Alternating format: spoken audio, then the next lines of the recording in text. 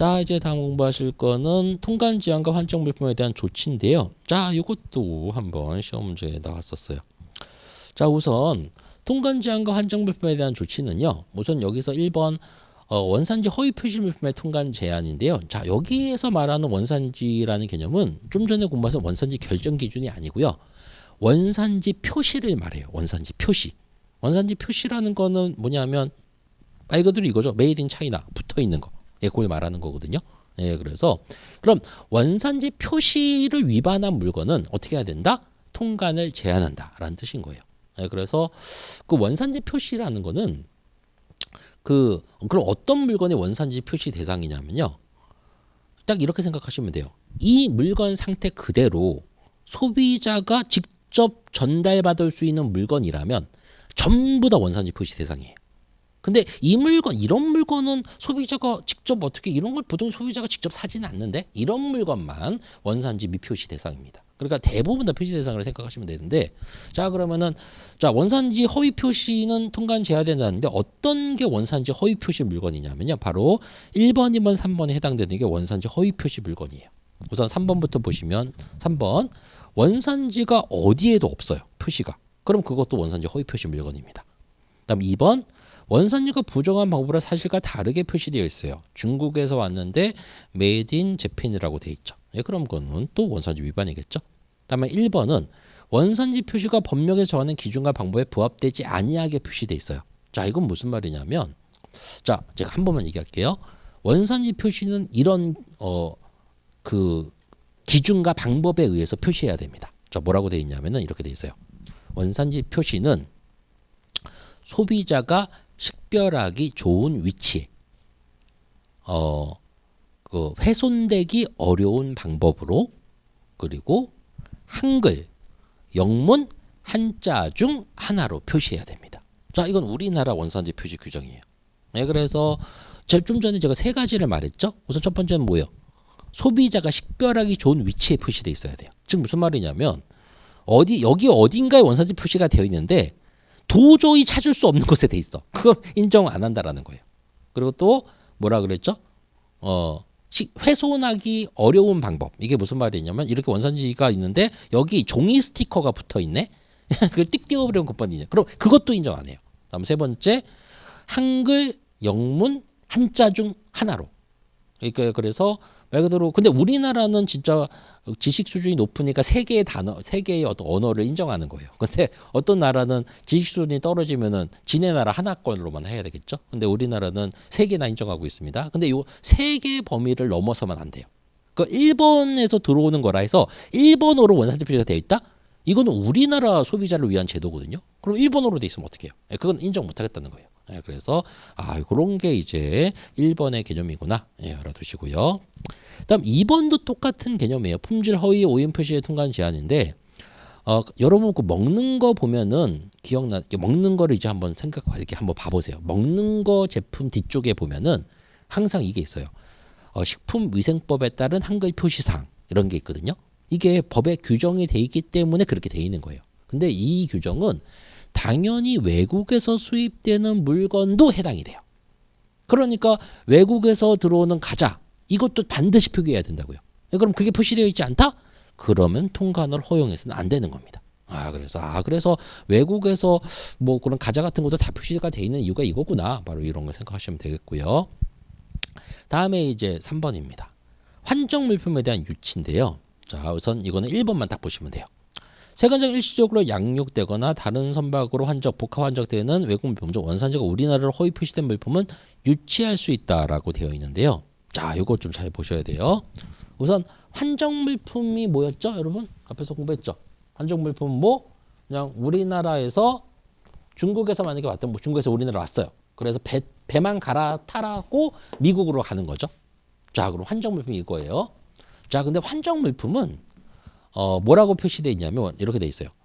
원산지를 우리나라로 허위 표시된 물품만 유치할 수 있대요. 여기서 유치라는 표현은 통관을 그러니까 말 그대로 그러니까 통관이 아니고 말 그대로 그 막아버린다는 뜻이거든요. 이렇게 세관에서 잡아버린다는 뜻이에요. 근데 여기서 조심하실 거는 여러 가지 원산지 좀 전에 원산지 표시 위반 규정이 있었잖아요, 그렇죠? 근데 그 중에서 요것만 유치의 권한이 있습니다. 우리나라에게. 자, 이거는 좀만 생각하시면 되는데 환정 물품은요. 우리나라에 들어오려는 물건이 아니에요. 그렇죠? 다른 나라로 나갈 물건이 있잖아요. 그렇죠? 그러면은 만약에 우리나라로 들어올 물건도 아닌데 말 그대로 뭐 원산지 표시가 안 돼 있어요. 그거는 우리가 상관할 바가 아니에요. 그거는 누가 상관할 바? 저쪽 수입국이 상관할 바죠. 그럼 우리는 만약에 환정 물건인데 우리가 다 검사했어요. 근데 원산 표시가 안 돼 있어? 그거는 우리가 상관할 바가 아니니까 유치할 필요도 없어요. 근데 뭐만 그럼 하겠다? 원산지 표시가 메이드 인 코리아로 돼 있네. 이것만 잡겠다는 거예요. 왜냐하면은 왜 그러면은 메이드 인 코리아 돼 있는 이유는 뭘까요? 말 그대로 보통 중국산 물건에 그 짓을 잘하죠. 그래서 중국에서 만들어 놓고 메이드 인 코리아로 만들고 근데 그냥 중국에서 다이렉트로 가면 될 텐데 일부러 한국에서 환적을 해요. 뭔가 느껴지지 않으세요? 얼핏 여기가 부산항이 뜨거든요. BL에. 그럼 부산에서 왔네? 그러면서 이거를 믿어버리는 거예요. 그래서 근데 더 웃긴 거는 이거를 중국 사람들도 많이 하지만 한국 사람들도 많이 해요. 한국 사람이 중국에서 만들어 놨을 때. 그러니까 어쨌든 그래서 이제 요것만 막는 겁니다. 그래서 이런 걸 조심하세요. 그러니까 우리나라로 허위 표시한 물건만 막을 수 있구나, 잡을 수 있구나. 그러니까 원산지 표시가 안 돼 있거나 원산지 표시가 중국에서 왔는데 메이드 인 이태리로 돼 있어요. 그것도 막을 필요 없어요. 우리가 상관할 바가 아니죠, 그거는. 그렇죠? 네, 그래서 우리나라로 원산지가 허위 표시된 물건만 잡습니다. 그리고 나머지 밑에 거 좀 보시고요. 다음에 이제 7번 보시면 원산지 증명서의 내용인데요. 자, 원산지 증명서는 말 그대로 조약 협정 이런 것에 따라서 원산지 확인이 필요한 물품을 수입하려는 자는 원산지 증명서를 당연히 제출해야 돼요. 예, 그래야지 믿어주는 거죠. 그러니까 FTA 이런 것도 전부 다 그 나라에서 만든 물건만 인정되는 거예요. 그러니까 한칠레 FTA가 우리나라 처음 FTA인데 칠레에서 우리나라로 온다고 해서 전부 다 칠레 원산지 물건 아니에요. 그러면은 칠레에서 우리나라 오는 모든 물건이 다 그 한칠레 FTA 협정에 적용되느냐? 그게 아니라는 거예요. 그래서 모든 FTA에서 제일 중요한 게 뭐다? 원산지예요, 원산지. 그럼 그걸 증명하는 게 뭐다? 원산지 증명서라는 개념, 바로 CO죠, CO. 네, 그래서 만약에 세관에서 이거 원산지 증명서 내, 그러면은 내야 되는 거죠. 네, 그래서 그 내용입니다. 근데 다음의 경우는 그러하지 아니하다 그래서 바로 여기 밑에 있는 1, 2, 3, 4, 5는요 원산지 증명서 제출 면제 대상이에요. 네, 그래서 그거 좀 체크해 두시고요. 그래서 이런 경우에는 원산지 증명서 안 내도 돼요. 그래서 보면은 다 어떤 쪼잔한 물건들이죠. 어떻게 보면은 이런 거는 제외시켜 주는구나 체크하시면 되겠고, 다음에 이제 2번 보시면 원산 증명서 제출 대상자가 있는데 이런 거 여러분들 보시면 되겠고요.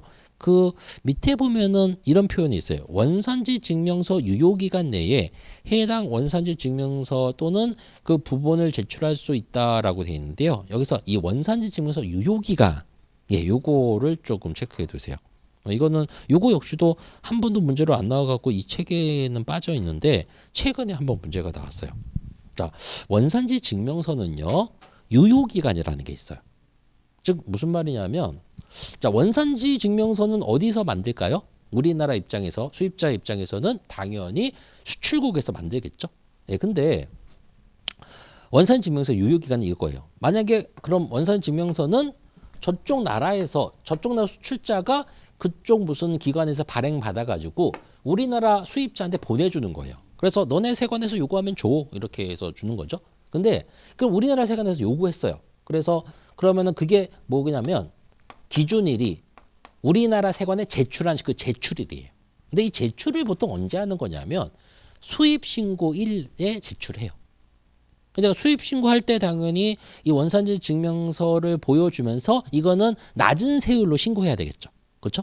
그러니까 수입신고할 때부터 그 세율이 낮아져야 돼요. 근데 그걸 증명하는 게 뭐다? 이게 이 나라 원산지니까. 그리고 이 나라하고 협정 맺었잖아. 이런 개념인 거죠. 그렇죠? 예, 근데 이 제출일을 그래서 기준으로 해서 이 제출을 딱 기준으로 해서 이 원산지 증명서가 그런 발행한 날짜가 있을 거예요. 그래서 모든 원산지 증명서는요, 전 세계의 모든 원산지 증명서는 이 원산지 증명서의 발행 날짜가 적혀 있어요. 그래서 요 제출일로부터 뒤로 1년을 소급해요. 그럼 1년. 그럼 오늘 제출했으면 이제 뭐 그 1년 뒤로 되는 거죠. 근데 그 날짜 속에 뭐가 들어가 있어야 된다? 이 원산지 증명서 발행 날짜가 들어가 있어야 돼요. 그러니까 원산 증명서가 너무 그러니까 옛날에 발행된 건 인정할 수가 없다라는 거죠. 그래서 그거를 원산지 증명서의 유효기간이라고 부르고 그 유효기간은 그럼 다시 한번 얼마? 제출일로부터 소급해서 뒤로 1년 소급해서 그 기간 안이 뭐가 들어가 있어야 된다? 이 원산지 증명서 발행 날짜가 찍혀 있어야 돼요. 뭔지 아시겠죠? 그거 잘 기억하시고요.